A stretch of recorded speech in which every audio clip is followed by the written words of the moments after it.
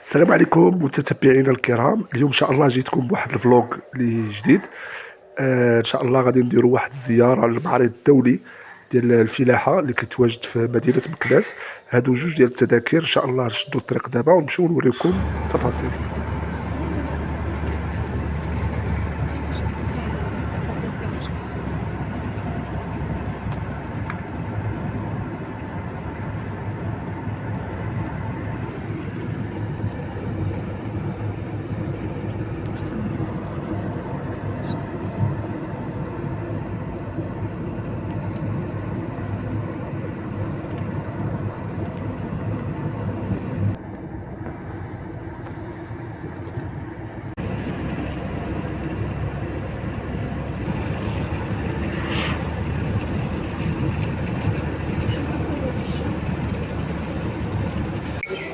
وبطبيعه الحال قبل ما ندخلوا المعرض ضروري ما نديروا واحد الفطور يكون مكناسي.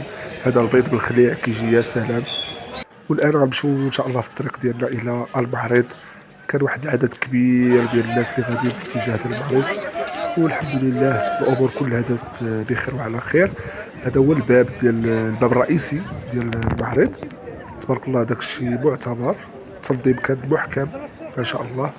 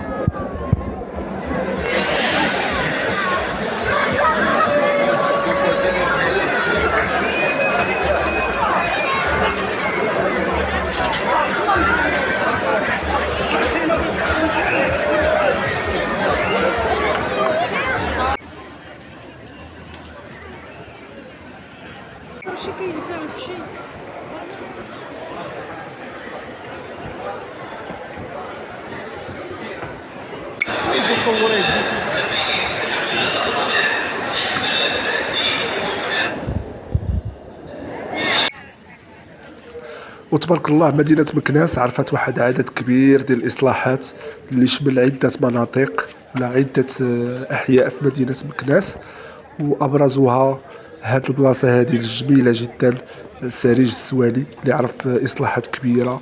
وأي واحد ما زارش مدينة مكناس كنصحو أنه يزورها. واحد المدينة اللي الناس ديالها كيرحبوا بالبراني، والله يعطيهم الصحة من هذا المنبر، وكنصحكم أنكم تزوروا هذه المدينة.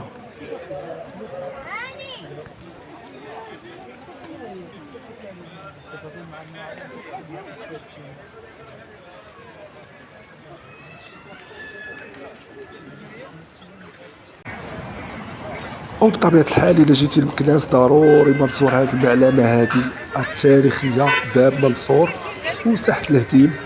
هادشي راه التراث ديالنا، راه تبارك الله خصنا نحافظوا عليه، وكنصح الناس ديال مكناس أنهم يحافظوا على هادشي هذا.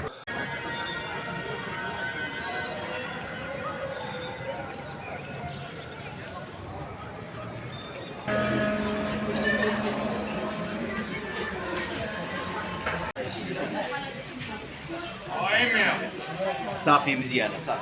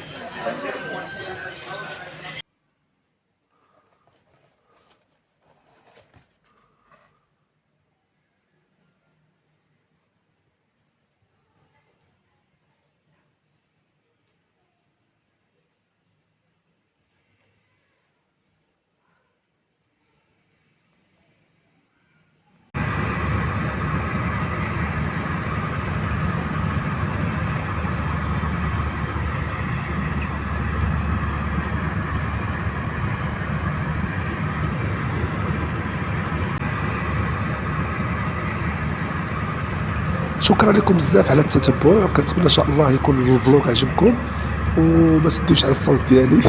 كنتمنى من الله سبحانه وتعالى يشافي الجميع، وتبارك الله عليكم. باي باي.